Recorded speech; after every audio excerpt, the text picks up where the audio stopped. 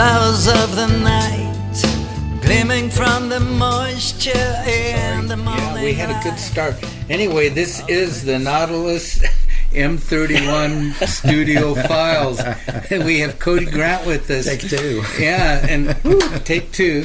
And we're learning all about his early childhood with guitars and music. And we're going to maybe condense a little what we already did. I think. Well, you can say anything you want from what you've said. Complete repeat is fine. And by the way, apparently I'm fired from this job. Yeah. I forgot to put the sound You're on. So. fired. Yeah, take two. All right, this time I think everything is working. And I better make sure it's actually filming too. God, see. Okay. This is as rural as it gets. Yeah. We have cows in the back. It's going to be great. All right. Well, Kodi, welcome. It's good to have you in the studio again. Simple question. Can you tell us where you're from and where you grew up? Yeah, I was born in Monticello, Utah, and small little town, and I grew up in Red Mesa, Arizona. Basically, as a kid, my teenage years, all the way into high school, I lived out in Red Mesa with my grandmother, and I did go to school out there that entire time. And while I was out there, I did learn how to play guitar. I guess towards around middle school. Did you self-teach, or did you have a I was self-taught. Everything. Yeah, that's what I thought. Right. Yeah, everything that just everything. Yeah. I mean, you have the instrument and you figure out how to use it. Oh yeah, yeah. So I live out in where I live is so remote, so rural that we really didn't have the accommodations or the internet. Access to internet at home or anything. Even if it was at school, we did have internet, but it was restricted. How big of a town was it, by the way? Like population-wise? Oh, geez. It's very, very small. I mean, we've got a school district, an elementary. It's one school and does it all. Yeah. So, the elementary, the middle school, and the high school. And then we've got a gas station, a clinic, and a small housing district. And that's it. Wow. And then just houses spread out like 2-3 miles apart, just here and there. So, but it's very, very small, and I guess the nearest town would be about an hour and a half away. So, it gets out there. It's not as far as most people that live for a little bit further in, but we're still pretty far. Yeah. But living out there, I was self-taught. I did start off playing guitar just through the interest of through my sister. Right. So when she was in high school, she had this teacher. We both had this teacher. He was there for that long, by the name of Tom Norton, and he was a guitar teacher, or he ran Guitar Club, if you will, and he was the only source of music in the high school, with it being, so very few people. And it's almost lucky that it was even anything like that. Oh yeah. And for a lot of kids that were interested, in playing guitar, or just music in general, he was their outlet. You know, he was my outlet too. Right. You know, and he, that was it. like I said, he was my mentor when I got into high school too, and he just kind of showed me and guided me and gave me a few pointers on what to do, what not to do, what kind of, you know, basically gave me the keys of playing, of, you know, showing me of. So did you said your sister had him and you ended up having him too later, right? Because you were younger than her? Yeah. By How long did you have him? I'm sorry? Several years?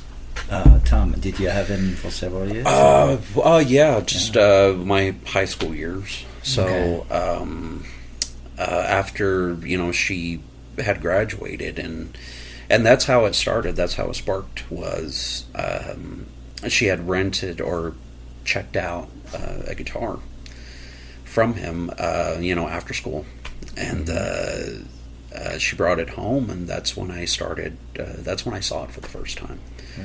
And got hands on it for the first time when she wasn't around. You know, I would go in there and, you know, I would open up the case and just kind of pick at it, and wouldn't necessarily take it out of the case. I was afraid of, you know, I didn't want to mess with it, damage it, or get it out of tune. So, yeah. So every few minutes I would get. If she had it, every few minutes I would go in there and try to, you know, mess around with it as much as I could, and eventually, you know, I got my own guitar, my first acoustic guitar. Okay. And that was a Fender Starcaster, and the way that I learned was just listening to songs, you know, just trying to learn it by ear, and wasn't very good at it, but I did, you know, the best I could. And I got by. Yeah. And you were singing along? No, I didn't even start singing until I think 10 years ago, maybe 9 years ago. So it's been recent since I started singing. Yeah. But I started playing in 06, 07. Yeah. That's when I picked it up and, you know, really started teaching myself. Yeah. But I did all of throughout high school. That's how I learned, was just trading music with friends and just learning off of those records, off those. With records, huh? Did you have a radio station that was playing some good music for you? Yeah, I was wondering about actually, it's funny that you say that, because our school had a radio station, and throughout the day, you know, it's just a certain genre for every hour throughout the day, and the best time was at the very end of the school day, because it was rock at the very end, and of course it was mixed in with whatever else that you wanted. So, you know, there was like blues music that was thrown in. I've heard some of the best music that I couldn't hear anywhere else driving between Four Corners and Flagstaff. Okay. On one of your stations there. Okay. And man, some great music. Really good taste in music. Some of these DJs had. They're probably smaller, so they can play what they want. I've heard some great music. And it's you know, and it's been during that time. It was really cool having that diversity of just musical tastes through these different students. Well, especially when you play by ear, it you know, that's how you you've got to listen to all that stuff to get your own. I don't know. I mean, It all goes into the sponge known as the brain. That's right. I've heard of it. Definitely. And you know, it was very. Looking back on it now, you know, it was very difficult. You know, learning, of course, you know, teaching myself and really not having anybody to to give you pointers. Or to go on like YouTube, that alone, and to get references of what to do or how to go about doing it. We're at a point where you can stay home now and be on YouTube and you can become a virtuoso. Anything. I mean, rocket scientist. It's crazy. But your teacher, Tom, did he get to spend much time with you? And the entire time that I was in high school, of course. And you saw me, my guitar was there with me. I would always have my guitar slinged over and my backpack. Right on. One of the things that we would love to do is sit there and listen to music. And one of the artists that we would really touch on, and that he would enjoy listening to, that he'd like, and that we would kind of break down, is Van Morrison. Cool. Yeah. And one of the songs that we really broke down and that we really talked about was Into the Mystic. I love that song. Yeah. Yeah. So, stuff like that, we would really just sit down and just really nice. Just talk. Yeah. And lunchtime, I didn't eat lunch sometimes. I would just go in there and just play. Wow. You had the bug. Oh yeah. It's a crazy thing when when you find a passion. To be lucky enough, first of all, to have a passion. Some people don't, and they want one, but they can't think of anything. Somehow others you grab something and suddenly you're hooked for life. Which is what happened to you, and it's pretty cool. It is. Yeah, it's an amazing gift. Did you have any friends or anybody in the neighborhood that was into music? Like, was it not much? There was only 2. Wow. Yeah, I was wondering about that. So you didn't have a bass player and a drummer and a keyboard player? I was a drummer. I actually started off on drums. Oh, did you? Yeah. So I had a kit. Just a simple 5-piece kit. Sorry. And among us 3 guitar players, we were the only 3 that really took it serious. We did assemble a band, I guess. Just the 3 of us.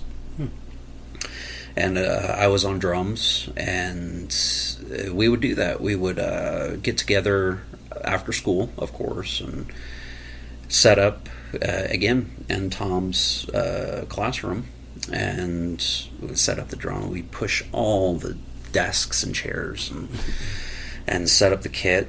And then there was a bass amp and a bass. It was I can't remember, a PV, a 1x15 PV. Yeah, TKO.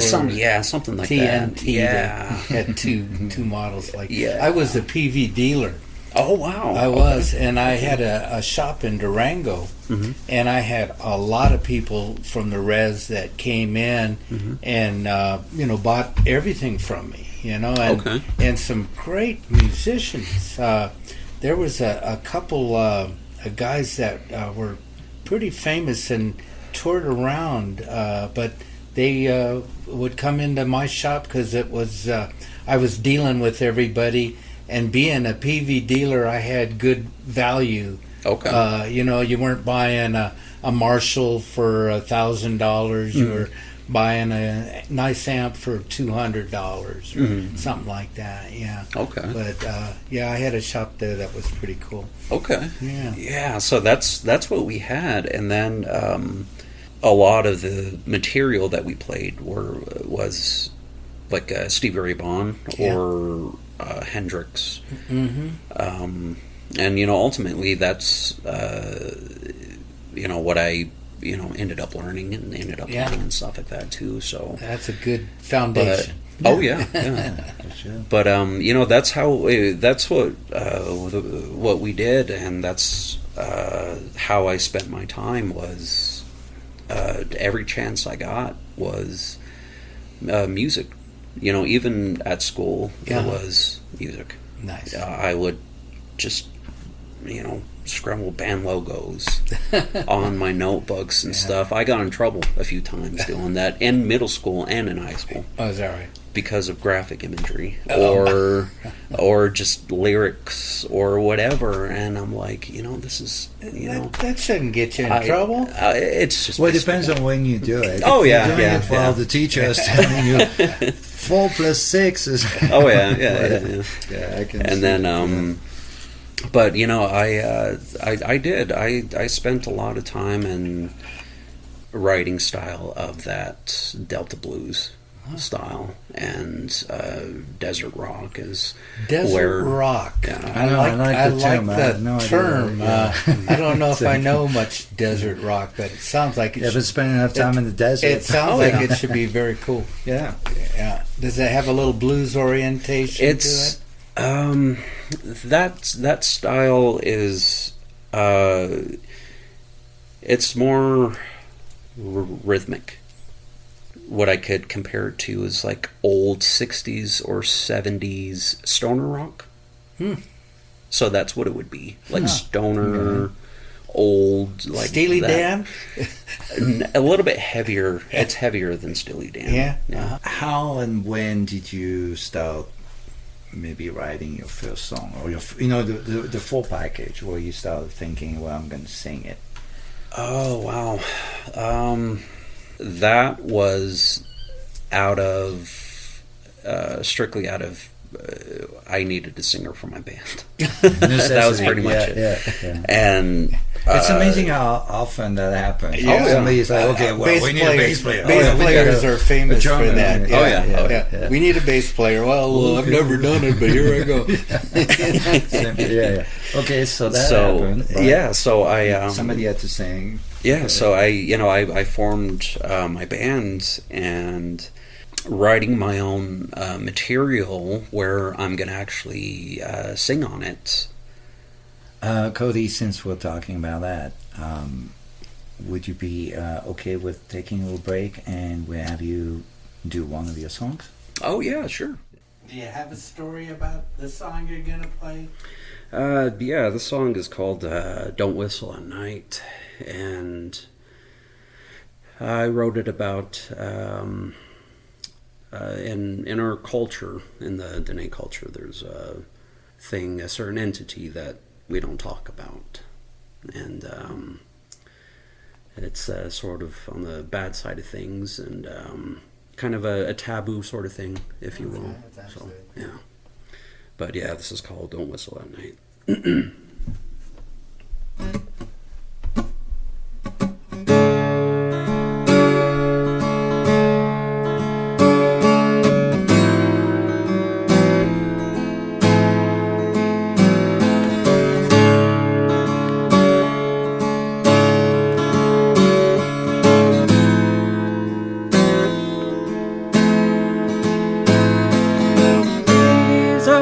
Trees are swinging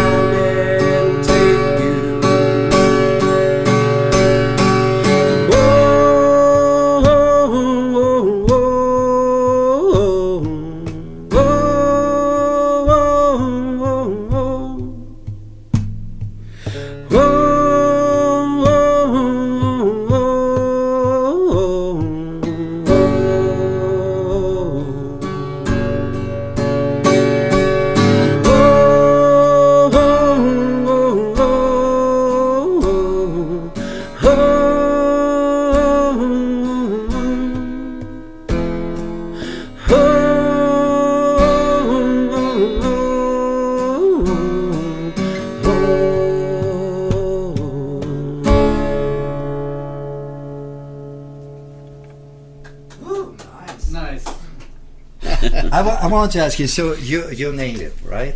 Yes, sir. And what? I was going to ask what the Dene is. Is that Navajo? That's what I meant. Navajo. Yeah. Navajo. That's Okay, That's what I thought. Okay. Yeah. Yes, sir. Yeah. very cool, very cool. And so I'm kind of interested in what you're doing in terms of what you're doing to expose yourself to people out there with your music. Like what's because you're in such a small area. Oh yeah. You're secluded. Like it must be a lot of effort just for anything, right? Yeah. I mean, basically anything.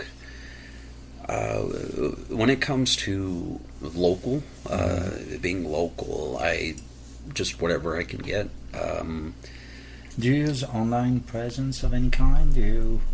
I do. The only thing that I have currently is Facebook. Okay. The only reason is, of course, like I said, I don't know how to set up the other things. Right. And, well, I mean, if you have to have one, it's one of the three biggest ones, probably. Oh yeah. At least I'm on somewhere. So it's a way to get people to know about you for sure. Do you have something coming up, show-wise, that we could talk about? I've got 2 shows coming up. Okay. One is going to be September 12th. That's going to be in Blanding, Utah. So I played there. It's going to be at the park, and I played there a few months ago, where they just get local musicians, and this is going to be kind of a the end of the summer sort of thing, and bringing all those musicians back. Nice. Yeah, so a majority of those musicians, whoever can make it. So, great. But I'll be part of that, and then the Saturday on the 19th, September 19th, I'll be in Dove Creek, at the state line. Yeah.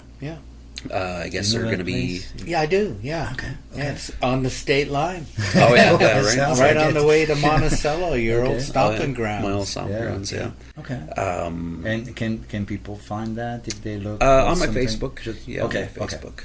And and your Facebook is Kodi Grant, right? yes, sir. And it's kind of weird how you spell my first name. It's it's a Kodi. Right. Yeah. And it's different. It helps me because I've got 3 Kodis in my phone, so Oh. you're the only one. It'd stand out. Yeah, it's like the Carlas I know. Is it a Carla with a K or with a C? Is it Kodi with a K or a C? An I or Y. You or an I or a Y. Oh, yeah. But, cool, man. Yeah. Well, hey, Kodi, I'll give you a little shake there. Thanks for being here with us, you. man. I appreciate it. Appreciate it. Thanks, buddy. Yeah.